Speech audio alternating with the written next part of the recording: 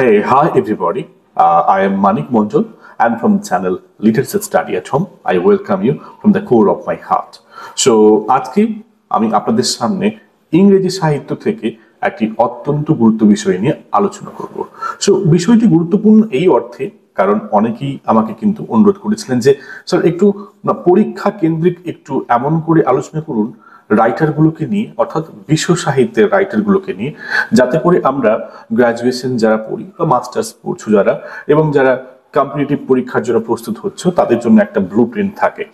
So সেই ভেবে আমি বিশ্ব সাহিত্যের মেজর মেজর রাইটারদের তাদের সম্পর্কে একটা ডিটেইলড আলোচনা করার চেষ্টা করব এবং তাদের মোস্ট ইম্পর্টেন্ট টেক্সটগুলির সম্পর্কেও তোমাদেরকে ধারণা দেব এবং সাথে থাকবে মোস্ট ইম্পর্টেন্টলি 15 থেকে 20টি মোস্ট ইম্পর্টেন্ট এমসিকিউজ যাতে করে রাইটারটি সম্পর্কে জানাও হলো এবং নিজেকে একটু টেস্টও করা হলো।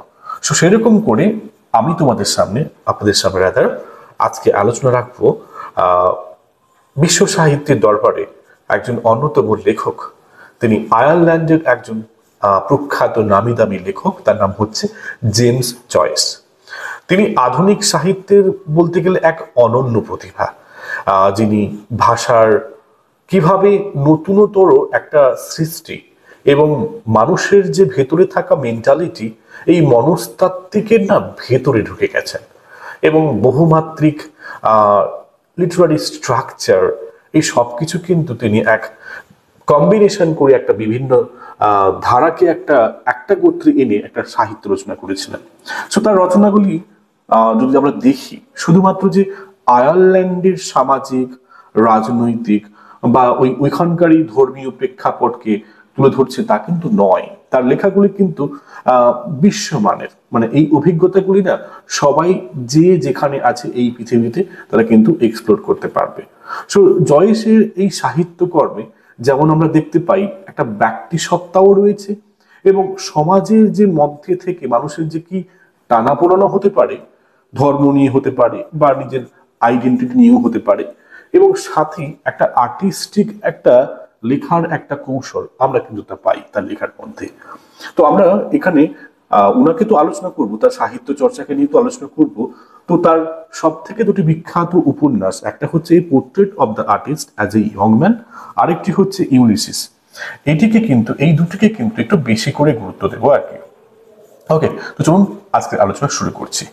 সো জেমস জয়েস, ওকে, তার জন্ম হচ্ছে 1982 সালের 2রা ফেব্রুয়ারি।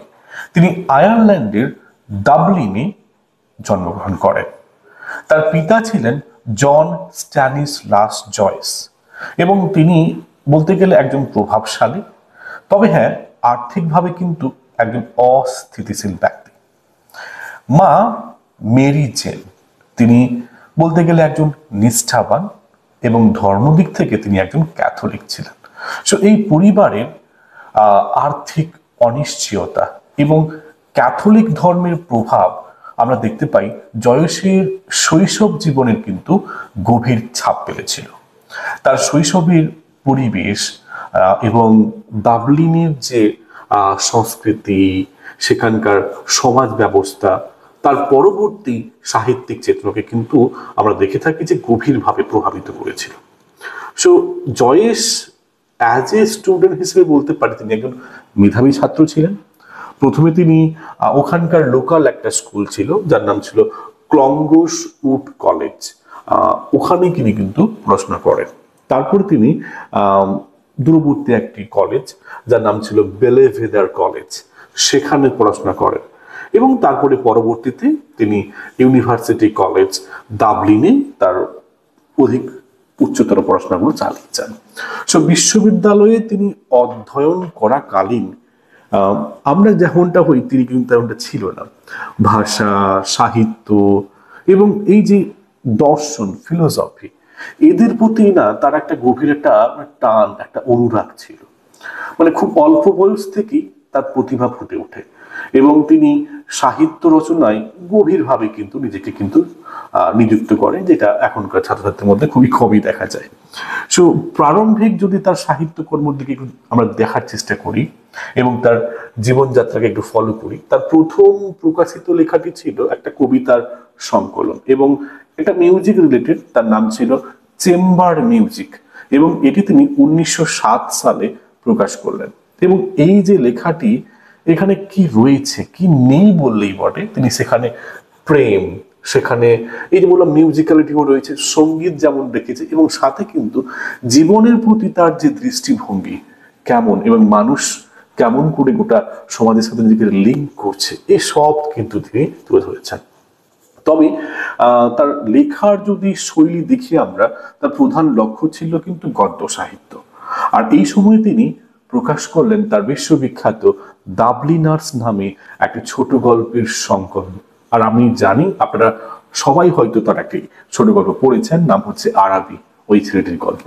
সো এই যে ডাবলিনার্স কালেকশনটি ডাবলিন শহরের মধ্যবিত্ত জীবনের সূক্ষ্ম ও গভীর, মানে প্রতিটা চিত্রকে যেন খুব ডিটেইলি তুলে ধরেছেন।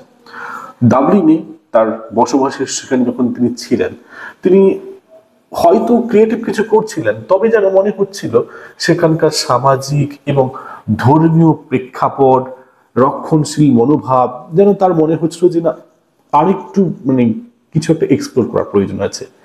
তাই বড় একটা সিদ্ধান্ত নিয়ে ফেললেন।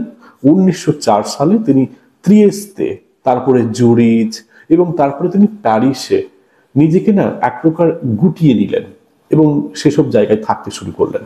এবং ওইখানে থেকেই তিনি কিন্তু সাহিত্যটাকে একটা বেশ প্রফেশনালি ধরলেন।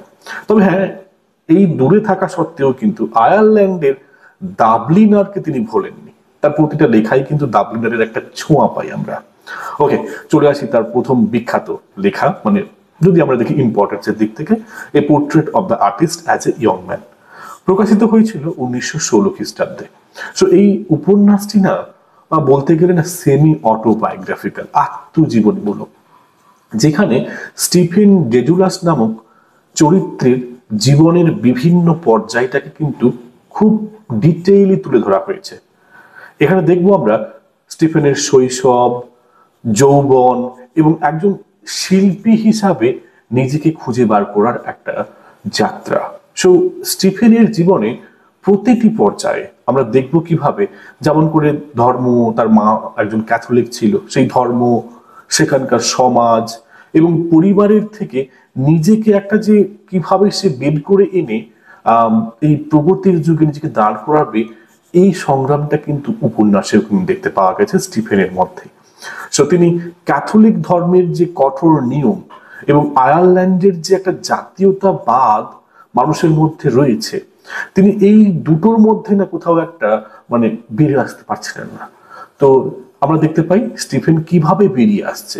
স্টিফেনের মধ্যে একটা এপিফেনি হচ্ছে। এপিফেনিটা কি অ্যাকচুয়ালি? আসলে মুহূর্তের মধ্যে একটা আলোক প্রাপ্তি। আপনারা মোটু পাতলু দেখেছেন তো, ওই যে পাতলু বলে আইডিয়া, এই সো এরকম একটা ঘটনা ঘটে। সমুদ্র তীরে সে একটা মেয়েকে দেখতে পায় এবং যেখানে তাকে দেখেই তিনি নিজের মধ্যে কিন্তু একটা শিল্পী সত্তার একটা অনুভব করেন। সো এই উপন্যাসের যদি আপনার ভাষা দেখেন এবং ন্যারেটিভ স্ট্রাকচার দেখেন, অত্যন্ত গুরুত্বপূর্ণ। যেমন দেখবেন শৈশবের সরল বর্ণনা পাবেন এবং যখন আবার জটিল বর্ণনাও পাবেন যখন তিনি বয়স্ক, প্রাপ্তবয়স্ক হয়ে উঠছে। তো এই যে শিফটিং ভাষা কিন্তু ক্রমান্বয়ে কিন্তু সেটাও কিন্তু বিকশিত হচ্ছে। সো এই ধারা একটি চরিত্রের যেমন মানসিক দিকটাও দেখাচ্ছে, আবার বুদ্ধিবৃত্তিক যে তার একটা পরিপক্কতা হচ্ছে স্টিফেন, তো তারও একটা কিন্তু প্রতিচ্ছবি দেখতে পাচ্ছি। এটা অনবদ্য একটা উপন্যাস, আপনারা কিন্তু এটাকে পড়তে পারেন লাইন বাই লাইন। এরপরে চলে আসবো তার দ্বিতীয় উপন্যাস ইউলিসিস, প্রকাশিত হয়েছিল 1922 খ্রিস্টাব্দে। সো এই 1922 সালটাও তো বিখ্যাত, আপনারা তো জানেন, জয়সের সবচেয়ে বিখ্যাত এবং এটি কিন্তু বিতর্কিত একটা লেখা। সো এটি হোমারের মহাকাব্য ওডিসি এর একটা বলতে পারা যায় আধুনিক পুনঃসংস্করণ। সো উপন্যাসটিতে আমরা দেখতে পাই লিওপাল্ড ব্লুম এবং আমাদের পূর্বের উপন্যাসের নায়ক স্টিফেন ডেডুলাস এবং মলি ব্লুমের মতো লোককে। এবং তাদের এখানে একটি দিনের কাহিনী, এই উপন্যাসটা না একটি দিনের জার্নি, আর দিনটি ছিল 16ই জুন 1904। তাদের জীবনকে কেন্দ্র করে কিন্তু এই উপন্যাসটি পুরো দাঁড়িয়ে রয়েছে। তো আসি, এই ব্লুম একজন কিন্তু ইহুদি এবং বিজ্ঞাপনে তিনি প্রতিনিধিত্ব করেন, যিনি ডাবলিন শহরে বিভিন্ন রকমের কিন্তু কাজও করে থাকেন। তো স্টিফেন অন্যদিকে একজন যুবক শিক্ষক, যার সাথে ব্লুম এর এক অবিচ্ছেদ্য সম্পর্ক, খানিকটা পিতার মতো সম্পর্ক হয়ে ওঠে। মলি ব্লুম একজন অন্যদিকে স্বাধীন চেতা নারী, যার মধ্যে যৌনতা এবং মানসিক জটিলতা কিন্তু আমরা দেখতে পাবো, যা উপন্যাসের অন্তিম অধ্যায়ে বেশি করে এটাকে জয়েস ফুটিয়ে তুলেছে। সো উপন্যাসটি কিন্তু মানে খুব একটা ইজি নয়, এটা কিন্তু জটিল, এবং এখানে না মনস্তাত্ত্বিক দিক থেকে যদিও দেখা যায় যে এখানে বহু মাত্রিক একটা লেভেল ক্রিয়েট করার চেষ্টা করেছেন তিনি। সো প্রতিটি অধ্যায়ে তিনি ভিন্ন ভিন্ন বর্ণনা ভঙ্গিও ব্যবহার করেছেন, এবং লেখার শৈলীটাও না ডিফারেন্ট। সো যেমন উদাহরণস্বরূপ বলতে পারি সিরকে, CIRC, এই অধ্যায়টি একটি নাটকের মতো লেখা, যেখানে চরিত্রগুলির ভয় এবং তাদের কামনা এবং আমার মাঝে মধ্যে আমার হ্যালুসিনেশন হচ্ছে তাদের মধ্যে। তো এগুলো সব কিন্তু পরিলক্ষিত হয়েছে। আবার যদি দেখেন শেষ অধ্যায়, পেনিলোপ শেষ অধ্যায়ের নাম ছিল, এবং এখানে দেখবেন মলি এর স্ট্রিম অফ কনসিয়াসনেস এইসব কিন্তু ইউজ করা হচ্ছে, এবং তার মাধ্যমে নারী অভিজ্ঞতার একটা গভীরতা এখানে কিন্তু ডিপলি কিন্তু ফুটিয়ে তোলা হয়েছে। সো উপন্যাসটি একটা অনবদ্য বলতে পারি। এবারে যদি আমরা উপন্যাস এবং তার সমগ্র এই গদ্য যদি চর্চা দেখি, এখানে জয়েস কিরকম শিল্পী সত্তা ব্যবহার করেছেন অ্যাজ এ রাইটিং স্টাইল যদি আমরা একটু দেখি তার, সো জয়েসের সাহিত্যিক শৈলীর মধ্যে না সবচেয়ে গুরুত্বপূর্ণ উদ্ভাবনী বা নতুন কিছু প্রয়োগ বা ঢোকানো হচ্ছে তার এই স্ট্রিম অফ কনসিয়াসনেস টেকনিক, বা চরিত্রের একটা মনের একটা ক্রমাগত একটা যে ভাবনা প্রবাহ, এটা কিন্তু দারুণভাবে তিনি দেখিয়েছেন। যদিও এটা প্রথম ব্যবহার করেছিলেন উইলিয়াম জেমস, কিন্তু ইনি কিন্তু বেশি করে এখানে দেখিয়েছেন, ইনি ভার্জিনিয়া উলফ ইনারা। সো এই পদ্ধতিতে আমরা জানি যে চরিত্রগুলির তাদের চিন্তা কেমন, তাদের স্মৃতিশক্তি, তাদের উপলব্ধি বাস্তব সময়ে কিন্তু ফুটিয়ে তোলা যায়।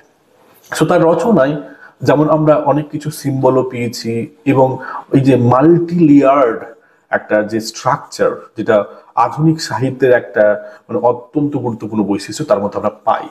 এছাড়া যদি আমরা ভাষাগত দিকটাও দেখি, সেদিক থেকেও কিন্তু খুব সুন্দর করে স্টেপ বাই স্টেপ কিন্তু তিনি কিন্তু উদ্ভাবনী ভাব দেখিয়েছেন। যেমন শব্দের নতুন ব্যবহার, পান এবং বহুভাষিক বাক্য, এইগুলো সবই না মানে সাহিত্যে কিন্তু একটা মানে কি বড় একটা পাণ্ডিত্য অর্জন বোঝায়।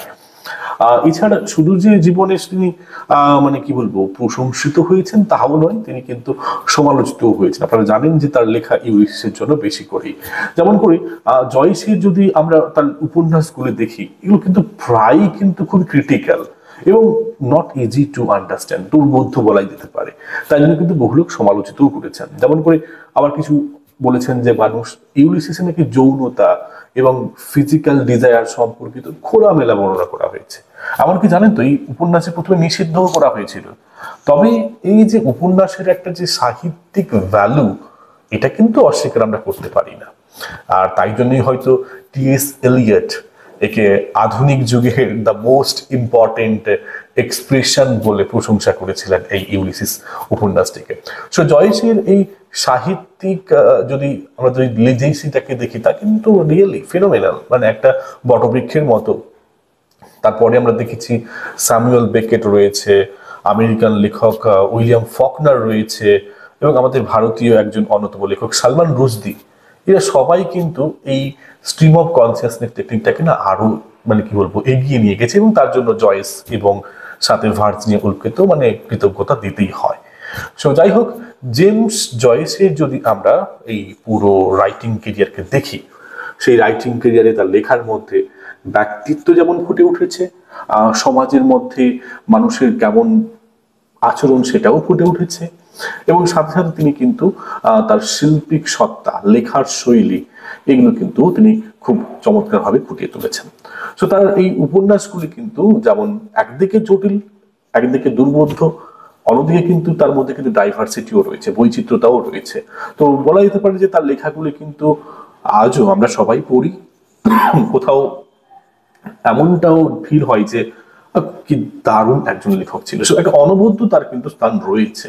সো বলাই যেতে পারে যে শুধু তিনি গল্প বলছেন না, রাদার তিনি গল্পের মাধ্যমে আমাদের কিন্তু অনেক কিছু শিখিয়েও গেছেন।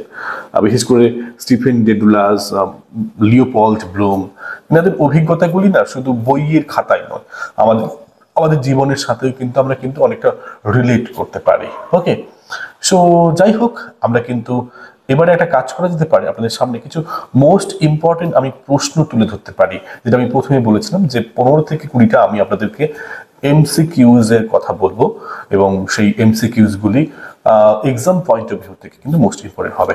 যেমন প্রথম প্রশ্ন আপনাদের করছি, which novel was published first by James Joyce?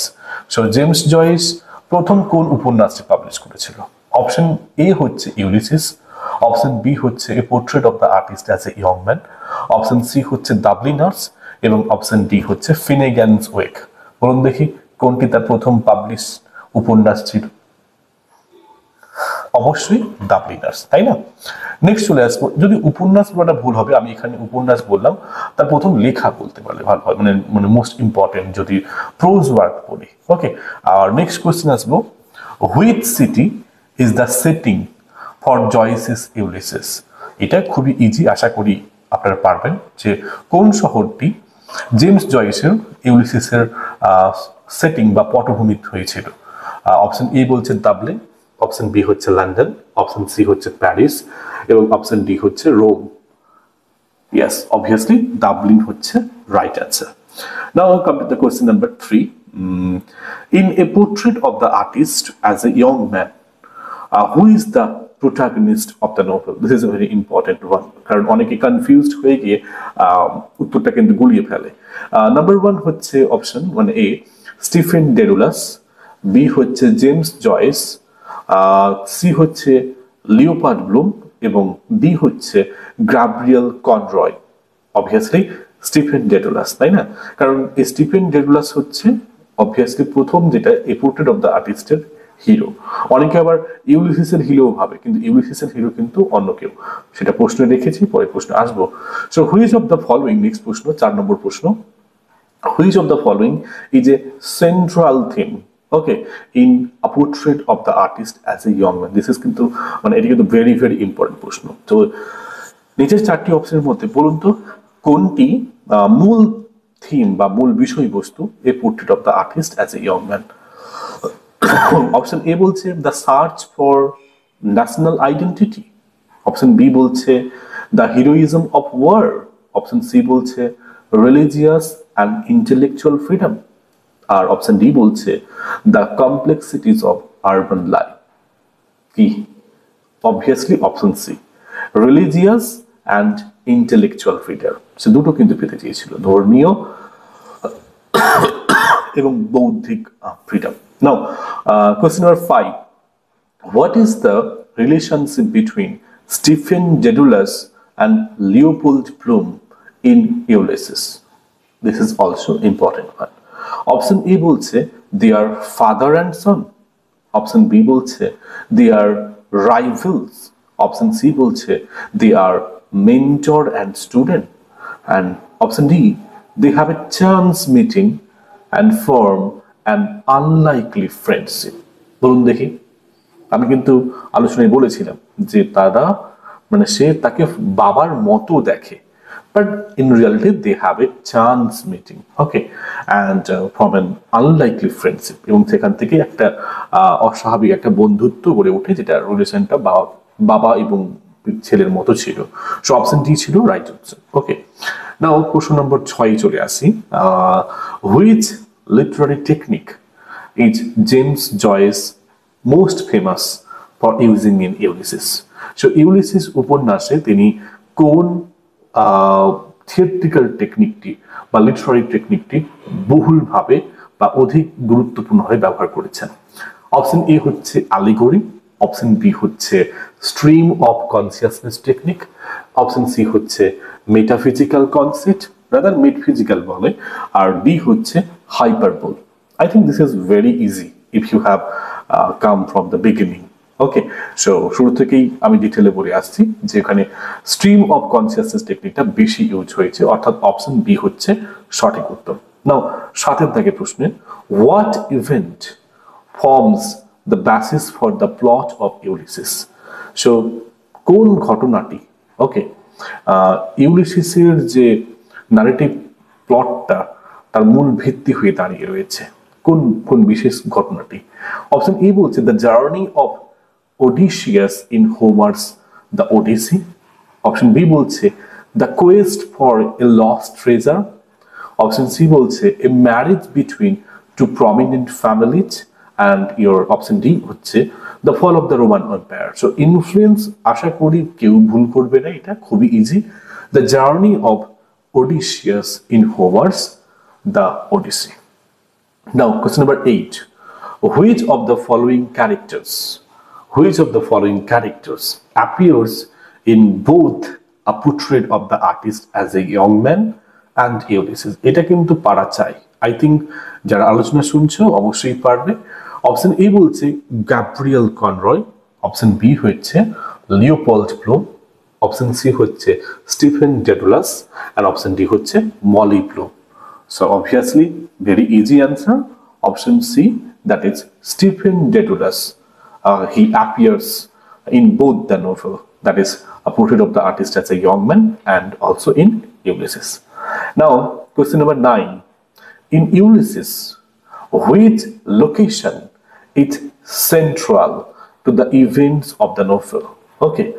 And it's often seen as a microcosm of Dublin itself.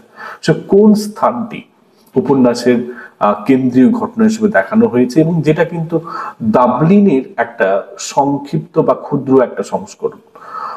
Option A বলছে ও কনেল স্ট্রিট, বি হচ্ছে the Dublin Zoo, and C হচ্ছে the Martello Tower, and option D হচ্ছে Sandymount Strand. Obviously very easy one if you have gone through the stories. Yeah, option C, that is Marcello Tower or Martello Tower is the right answer. Okay, now question number 10. What does Stephen Dedalus untimely reject in a portrait of the artist as a young man? So কোন জিনিসটি Stephen ডেডুলাস অবশেষে প্রত্যাখ্যান করে a portrait of the artist as a young man? Option A, his family, option B, church and religion, option C, his education, and option D, his national identity. What is it? Theme মধ্যে রয়েছে the church and religion. Okay, now question number 11. Which of these is not a key motive in Ulysses? নিচের মধ্যে কোনটি একটি কি motive নয় Ulysses উপন্যাসের? নয় কিন্তু।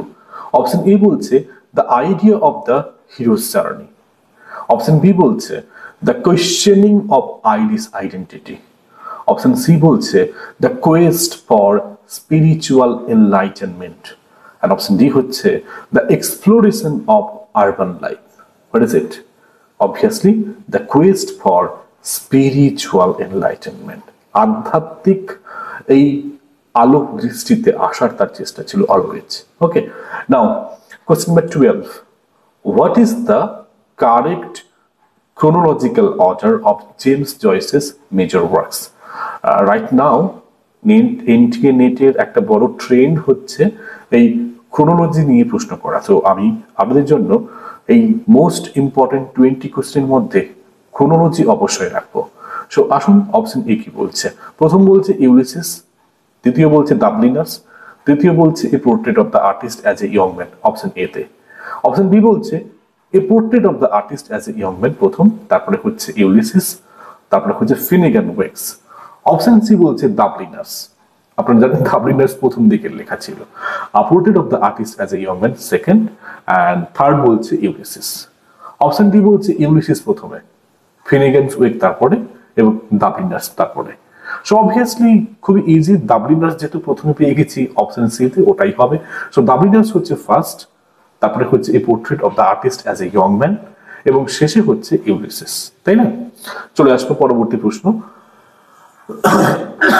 Sorry, which of the following best describes the narrative structure of Ulysses? So narrative structure যদি আমরা ইউলিসিসের দেখি তাহলে নিচে কোন অপশনটি হবে? অপশন এ বলছে লিনিয়ার, ওকে, একবারে সমান্তরাল, জাস্ট পর পর পর পর হয়ে যাচ্ছে এবং ক্রোনোলজিক্যালি হচ্ছে। অপশন বি বলছে episodic with stream of conscious monologues. Option B বলছে flashbacks and non linear time sequence. Option D বলছে traditional third person omniscient narration. I think আপনারা নিশ্চয়ই অপশন ডিটাকে একেবারে বাতিল খাতায় রেখেছেন, তাই না? ওকে, প্রথম দিকে যদি প্রথমটাও একদম বাদ, তো বি আর সির মধ্যে কনফিউজিং হতে পারে, সো অবভিয়াসলি বি হবে, কারণ এটা এপিসোডিক ছিল এবং আমরা দেখতে পাই এই উপন্যাসে বেশি করে কিন্তু স্ট্রিম অফ কনসিয়াস মনোলগ রয়েছে। ওকে, নাও প্রশ্ন নম্বর 14-তে আসবো। What is the name of the women, okay, rather women who becomes Leopold blooms wife in Ulysses? Very easy, আমি কিন্তু চরিত্রগুলো প্রথম বলছিলাম, তাই না? যারা ওই ওই জুন মাসের ওই 16ই জুনে সারাদিন তারা তাদের জীবনটাকে দেখানো করছিল। তো প্রথম অপশন বলছে মলি ব্লুম, বি হচ্ছে জয়েস ব্লুম, সি হচ্ছে অ্যানা লিভিয়া প্লুরেভেল, ডি বলছে গার্টি ম্যাকডাওয়েল। কি হবে? সরি, ইজি প্রশ্ন একদম, মলি ব্লুম, তাই না? ওকে, এবার আসো 15 দাগের প্রশ্ন। A portrait of the artist as a young man. Which country does Stephen Dedalus decide to leave to pursue his artistic calling? So, portrait of the artist আমরা দেখতে পাই যে স্টিফেন চাইছে ছেড়ে দিয়ে এখান থেকে সে অন্যত্র চলে যাবে। সে কোন দেশে যেতে চাইছে, তার মধ্যে কোন দেশের প্রতি যাওয়ার ইচ্ছে আসছে? ইংল্যান্ড, আয়ারল্যান্ড, ফ্রান্স, সরি, কোন দেশ থেকে ছুটে যেতে চাইছে বলছে, কোন দেশ থেকে এটা? Okay, England, Ireland, France, Italy. Obviously Ireland থেকে ছেড়ে যাওয়ার কথা বলছেন। ওকে, প্রশ্ন নম্বর 16। In Ulysses which event does Leopold Bloom frequently recall during the novel? এবার বলছে যে ইউলিসিসে কোন ঘটনাটি লিওপোল্ড ব্লুম বারবার উপন্যাসে মনে করার চেষ্টা করছে? অপশন এ হচ্ছে হিজ ফাদার্স ডেথ, তার বাবার মৃত্যু। অপশন বি বলছে হিজ ফার্স্ট লাভ অ্যাফেয়ার, তার প্রথম প্রেম। অপশন সি বলছে the death of its son, তার ছেলের মৃত্যু, যার নাম ছিল রুডি। এবং অপশন ডি বলছে হিজ ম্যারেজ প্রপোজাল। কোনটা হবে বলুন? অবভিয়াসলি তার ছেলের মৃত্যু, the death of his son Rudy. Okay, or রানিও বলতে পারো। ওকে, নাও প্রশ্ন নম্বর হচ্ছে 17। In a portrait of the artist as a young man, what is Stephen Dedalus's final decision about his future? পারা উচিত, খুবই ইজি কিন্তু। অপশন এ হচ্ছে টু জয়েন দ্য প্রিস্টহুড, যে সে প্রিস্টহুড জয়েন করবে। অপশন বি বলছে বিকাম এ টিচার, একজন শিক্ষক হবে। অপশন সি বলছে to leave Ireland and become a writer, Ireland ছেড়ে চলে যাবে এবং একজন লেখক হবে। আর অপশন ডি হচ্ছে টু স্টাডি ফিলোসফি। অবভিয়াসলি সে কিন্তু আয়ারল্যান্ড ছেড়ে যাবে এবং একজন রাইটার হবে। সো অপশন সি হচ্ছে রাইট অ্যান্সার। আরেকটু অনেকটা টাইম নিয়ে নিচ্ছি, বাট এই প্রশ্নগুলো কিন্তু খুব গুরুত্বপূর্ণ, তাই আমি মনে করছি যে একটু মানে পড়েন, আশা করি আপনাদের কিন্তু ইম্পর্টেন্ট হয়ে হয়তো পরীক্ষা হলে পেতেও পারেন। Okay, I hope. Okay, I am not question setter. Okay, now প্রশ্ন নম্বর হচ্ছে 18। Okay, which of the following was published last by James Joyce? বলুন দেখি নিচের কোন উপন্যাসগুলির মধ্যে কোনটি শেষে পাবলিশ করেছিল? A Finnegans Wake, B A Portrait of the Artist as a Young Man, C Dubliners, D Ulysses. Obviously Finnegan's Wake. Now, question number 19. Which of these characters, নিচে চরিত্রগুলি দেওয়া রয়েছে, বলছে কোন চরিত্রটি is most associated with stream of consciousness technique in James's work. James জয়েসের উপন্যাসগুলোতে কোন চরিত্রটি অধিকভাবে স্ট্রিম অফ কনসিয়াসনেসে বেশি করে ঢুকছে? অপশন এ বলছে লিওপোল্ড ব্লুম, অপশন বি বলছে স্টিফেন ডেডোলাস, অপশন সি হচ্ছে গ্যাব্রিয়েল কনরয়, অপশন ডি হচ্ছে মিস্টার ডাফি। একটা কমন সেন্স থেকে উত্তরটা করা যেতে পারতো, কারণ দুটো উপন্যাসেই রয়েছে স্টিফেন ডেডোলাস, অবভিয়াসলি স্টিফেন ডেডোলাসই হবে। নাও 20, আজকে আমাদের শেষ প্রশ্ন জেমস জয়েস থেকে অগণিত প্রশ্ন হয়, তো আমার সিলেকশন অনুযায়ী এই 20টি প্রশ্নটি হচ্ছে what does the final monologue of Molly Bloom in Ulysses emphasize. So Molly ব্লুমের শেষ যে মনোলগটা ছিল, তো এটি কি বোঝাতে চাইছে, কি প্রভাব ফেলছে? অপশন ই বলছে a philosophical discourse on life, তিনি ফিলোসফিক্যালি কিছু ডিসকোর্স কথা বলছে। অপশন বি বলছে a recollection of her past lovers, option B. Option C বলছে her thoughts on sexuality, identity and memory, এটা মনে হচ্ছে না? হ্যাঁ। Option D her hopes for her son's future, no not is that, not like that. Option C হচ্ছে right answer, her thoughts on sexuality, identity and memory. So that's all. Okay, so এটাই ছিল আমাদের আলোচনা James Joyce থেকে। পরবর্তী আলোচনায় আমরা আসবো। এবারে আপনাদের যদি সাজেশন থাকে কোন রাইটারকে নিয়ে ডিল করব, তাও কিন্তু বলতে পারেন। সবাইকে ধন্যবাদ, ভালো থাকবেন এবং অবশ্যই কিপ স্টাডিং, কিপ লার্নিং।